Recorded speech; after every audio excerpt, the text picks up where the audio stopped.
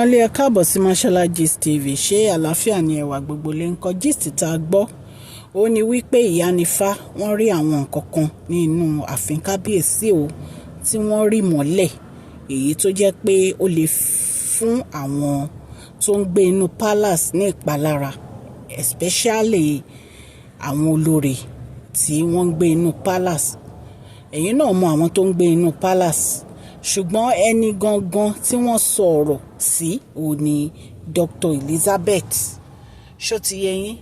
Wọ́n ní àtìgbà tí ìyá Onifa ti dé, wọ́n ní àtìgbà yẹn lógún ti bá àwọn olórí nítorí gbogbo àwọn atrocity èyí tí wọ́n máa ń kọ̀, tí wọ́n máa ń ṣe nínú ààfin bàbá wa. Ẹ̀yin èèyàn lé, ẹ̀yin náà mọ̀ wípé oríṣiríṣi nǹkan ni wọ́n ti sọ wípé àǹtí Wahab àti wọ́n ti gbéṣe nínú pálásì bàbá wẹ̀rin ńlá. A ti gbọ́ nípa bí wọ́n ṣe gbé orí màálù sí inú pálásì tí wọ́n jẹ́ kí Queen Naomi padà wá sí ààfin kábíyèsí ní ìgbà tó yẹ kán padà wá. Ìgbà yẹn ni kábíyèsí wá gbé ìgbésẹ̀ tó lágbára tí wọ́n jẹ́ kí àwọn olórí yìí kán mọ̀, tí wọ́n kàn ṣàdédé ní kí Queen Naomi dúró sí Royal Manor tí wọ́n dẹ̀ ní 18 million ni wọ́n fi ra gbogbo nǹkan sí inú ibẹ̀ fún wọn. Wọ́n ní ọ̀rọ̀ yìí ó ya àwọn olórí lẹ́nu. Wọn ò tiẹ̀ rò wípé bàbá wa lè gbé irú ìgbésẹ̀ yẹn. Ẹ mọ̀ pé ìgbà tí kábíyèsí ní pé kí wọ́n máa bọ̀ ní inú chamber wọn, wọ́n ní Queen Naomi ò lè dúró sínú chamber kábíyèsí. Báwo ni Queen Naomi ṣe máa dúró sínú chamber kábíyèsí? Wọ́n ní kò lẹ́tọ̀ọ́ fún olórí kankan láti bá kábíyèsí gbénu chamber. Lóòótọ́ ni, nítorí pé oríṣiríṣi nǹkan ni kábíyèsí máa ń ṣe nínú chamber yẹn tó jẹ́ pé obìnrin ò lè rí. Ṣùgbọ́n bí a ṣe gbọ́ ó ní wípé báwo ni ó ṣe yẹ kó jẹ́ pé oríṣiríṣi oògùn ni wọ́n á máa gbé wá sí inú pálásì bàbá wẹ̀rin ńlá tó ń dẹ̀ jẹ́ pé wọ́n ń ṣe nítorí ọmọ ẹnìkejì wọn ni. Ẹ rí pé ilé ayé yìí le. Yorùbá ti sọ̀rọ̀ tán, wọ́n ní ẹ̀yìnkùlé lọ̀tá wà, inú ilé ẹni la ṣe ní gbé. Kí ló dé? Kí ni Dr. Elizabeth ṣe fún ẹ̀yin ìka obìnrin yìí? Àmọ́ ẹni tó ló ṣe o, ṣùgbọ́n ẹni tó bá bá wí tọ́rọ̀ yìí bá wí kò dì mú. Àmọ́ ẹni tó ló gbóògùn sí inú ibẹ̀. Ìwà tí ò dáa ni kí èèyàn máa ṣe ibi sí ọmọ ẹnìkejì èèyàn, nítorí pé Ọlọ́run ń rí gbogbo ẹni tó ṣe bí yìí. Ẹ̀yin náà ẹ wò tó bá yẹ pé ìyá Onifa ò wà ní ìsìn. Ìgbà kan la gbọ́ pé Dr. Elizabeth lóyún náà. Àmọ́ nǹkan tó tún ṣẹlẹ̀ báyìí tí wọ́n ní wọ́n lọ rí oògùn, wípé oògùn tó dẹ̀ rí ó máa jẹ́ ìpalára fún wọn ni. Irú wàhálà wo gangan ni wọ́n ń gbé ní inú palace? Irú ọwọ́ kọ́wọ́ wo ni wọ́n ń gbé nínú palace? Ẹni tó ṣe ibi ní ìsìn àmọ́ wọ́n kàn sọ fún wa náà ni pé a kàn ń gbọ́ gist yẹn náà ní pé ìyá Onifa ti rí àwọn oògùn méjì kòkò tí wọ́n rì mọ́lẹ̀ nínú pálásì. Bóyá wọ́n wá rórúkọ Dr. Elizabeth nínú kòkò ní a lè sọ. So ẹ̀yin èèyàn lé, ọ̀rọ̀ yìí ó really dùn mí nígbà tí mo gbọ́, ó dẹ̀ bà mí nínú jẹ́, nítorí pé Dr. Elizabeth ò deserve irú nǹkan báyìí. She is a very wonderful woman in the palace of our king. Wọ́n jẹ́ obìnrin tí ó yẹ kí wọ́n máa fi tọrọ, nítorí pé Dr. Elizabeth ò deserve irú nǹkan báyìí. Wọ́n ń ṣojúṣe wọn gẹ́gẹ́ bí aya rere fún kábíyèsí. Ẹ̀yin náà ẹ rí gbogbo ìgbà tí wọ́n fi support kábíyèsí láti mú Queen Naomi padà wá sí inú palace.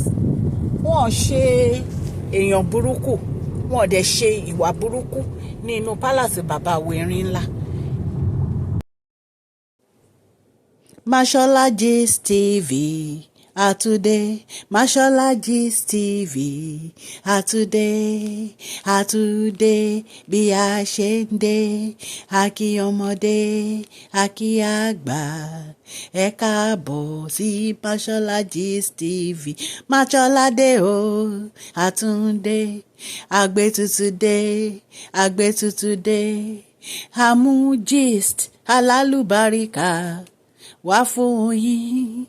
lórí public gist, lórí royal gist, lórí celebrate gist. Mashola Túndé o, Àtúndé, Mashola Gist TV, Àtúndé. Ẹ̀yin èèyàn lé, orúkọ mi ní Mashola. Yorùbá ni a máa ń sọ lórí ìkànnì yìí. À ń sọ Yorùbá nítorí pé a fẹ́ gbàgbé àṣà àti èdè wa. A dẹ̀ tún sọ fún àǹfààní àwọn tí wọ́n gbọ́ Gẹ̀ẹ́sì. Ẹ̀yin èèyàn lé, à ń sọ̀rọ̀ nípa celebrity gist, royal gist, politics àti gbogbo nǹkan tó ń ṣẹlẹ̀ ní agbègbè orílẹ̀-èdè bàbá wa ní ilẹ̀ Nàìjíríà. Ẹ subscribe kẹ́dẹ̀tẹ̀, ẹ tẹ notification bell yín so that a bá ti post any gist ẹ máa rí. Òkè òkè ni ọlá yín á máa lọ, ọlá yín ò ní lọ ìsàlẹ̀ láéláé. So ẹ̀yin èèyàn lé, ó yà mí lẹ́nu nígbà tí mo gbọ́ wípé wọ́n ní wọ́n lọ rí oògùn nínú pálásì bàbá wẹ̀rin ńlá. Kí ló dé ẹ jẹ́ kó gùn mí. Ẹni tó ṣiṣẹ́ ẹbí yìí a mọ̀, ṣùgbọ́n a mọ̀ wípé dájúdájú ẹni tó máa ṣe èèyàn burúkú ayé àtọ̀run ni.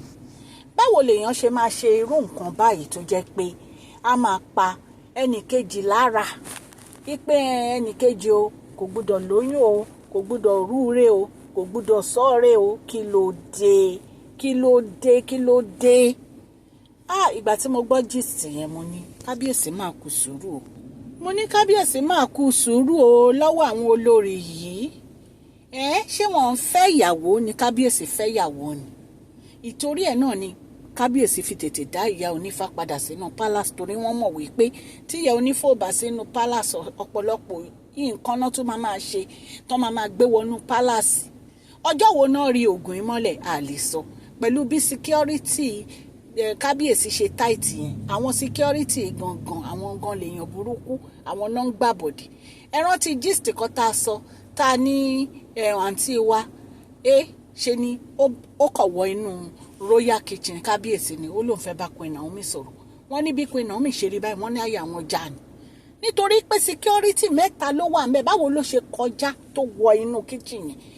Ṣó pòórá ni? Ẹ rí pé yìí tún lágbára èèyàn lé.